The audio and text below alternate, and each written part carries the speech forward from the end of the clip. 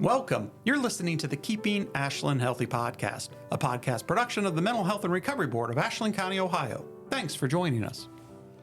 And we appreciate you listening to the Mental Health and Recovery Board's Keeping Ashland Healthy podcast. My name is David Ross. I am the Executive Director of the Mental Health and Recovery Board. And joining me in studio today is longtime board member Katie Wright. Welcome, Katie. Oh, thank you, and thank you for having me in today. Absolutely. And Kate, is it all right to call you Kay? Sometimes I hear people tell you Kay instead of Katie. Is that okay? Those are some of the nicest things people call me, so yes, that's fine. Okay, I'll try to stick to the nice ones.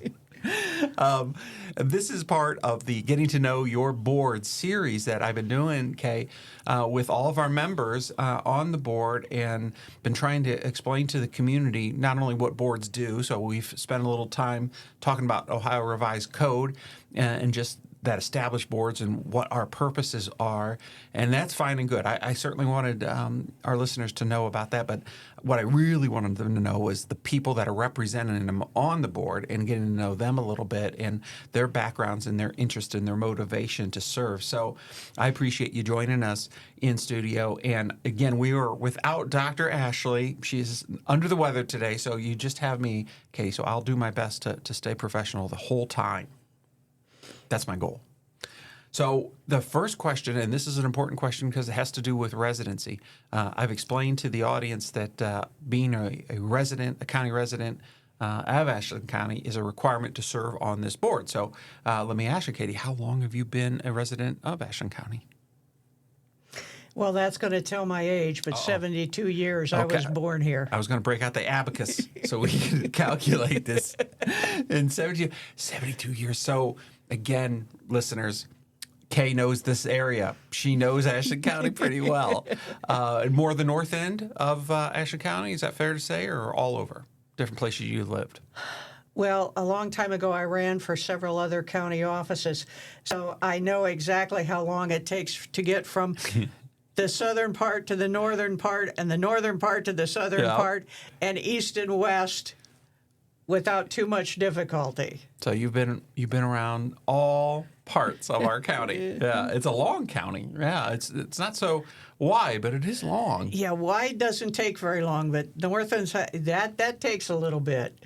So the reason I think that's important for our listeners to know is, once again, we have a board member who has been in this county a long time, had a lot of experience in relationships, and she's seen the needs of the community. She talks to a lot of folks because of the length of time she's been here and the relationships to develop. And that's important because, as we talk about, Katie, you're a representative. You know, our boards are representative of the community, so we want to do the best we can to ensure we have a good representation on the board. So how many years, as best you can tell, you've been involved with the Mental Health and Recovery Board?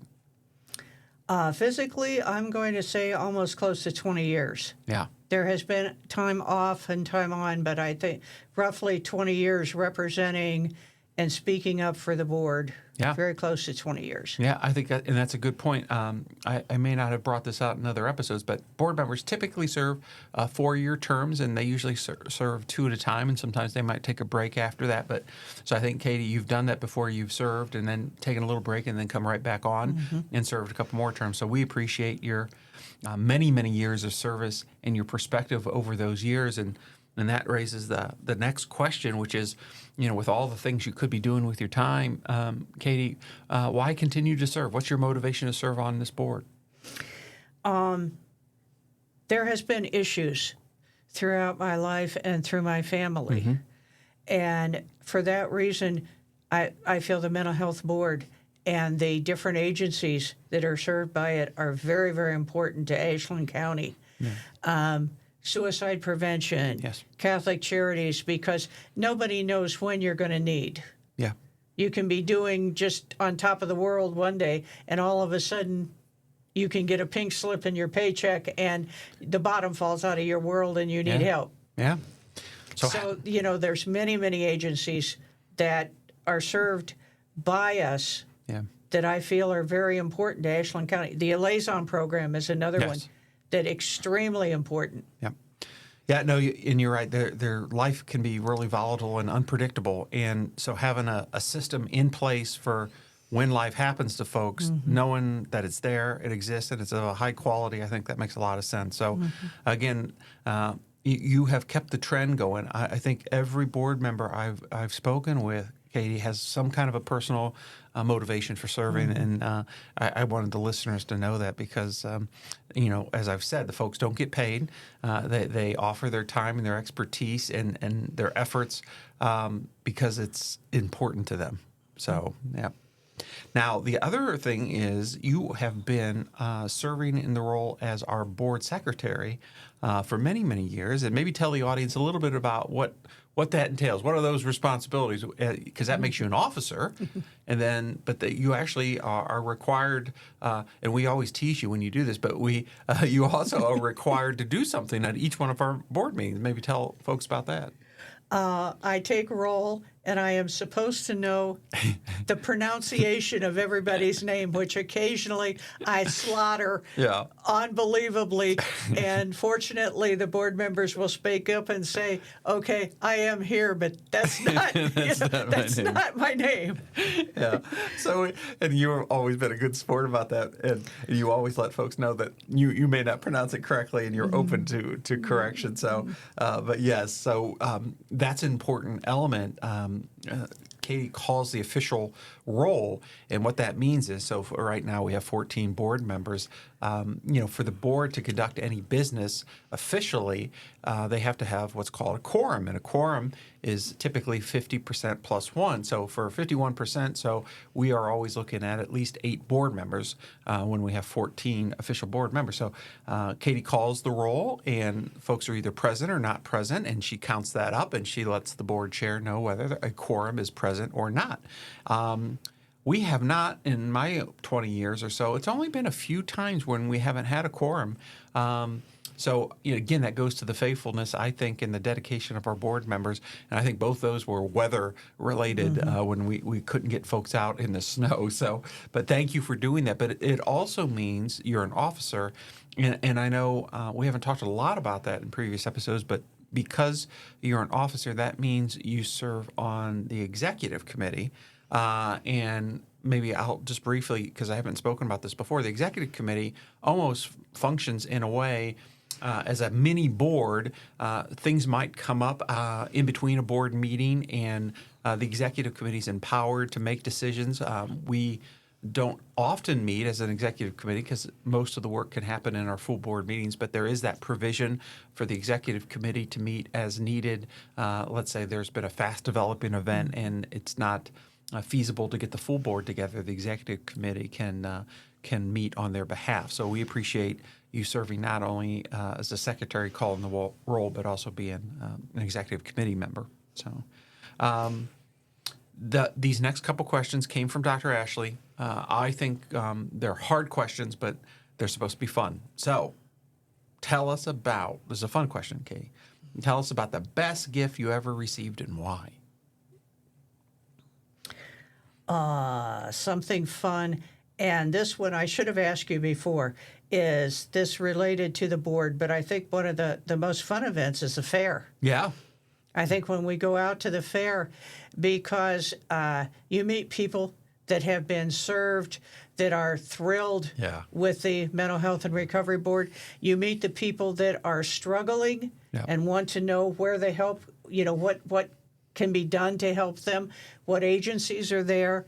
The material is there, and it's just fun watching the little kids kind of sneak up and how much candy they can grab at one time before mom or dad or grandma or grandpa catches them and says, "Now you put that back." That's right. Well, so it's a fun event. It is. In both the Ashland County and Loudonville Street Fair, the board sets up, and we have our board members typically volunteer their time to work the booth, and I'm with you. It is so fun getting to meet folks that come through. And you're right, most of the stories are positive, but I enjoy talking to folks that maybe didn't get served as well, because that's a quality improvement opportunity for us. When we hear about things that maybe didn't go the way they thought they should have, try to explain that or carry that back to our partners to see where we can make improvements. But now, on this particular question, Dr. Ashley would yell at me if I didn't clarify. She's actually asking this in your personal life, so non-boards, just any of the gifts that you've received over the years. She was asking, I know, right? That's a lot of gifts. Well, considering 72 years, yeah. Of course, a few of those I probably don't remember, but I would actually say the gift my mother gave me of life. Ah, there you go. Right, without that. My mother was in her 40s when I was born, Oh. so that was a fantastic gift to give somebody. Yeah.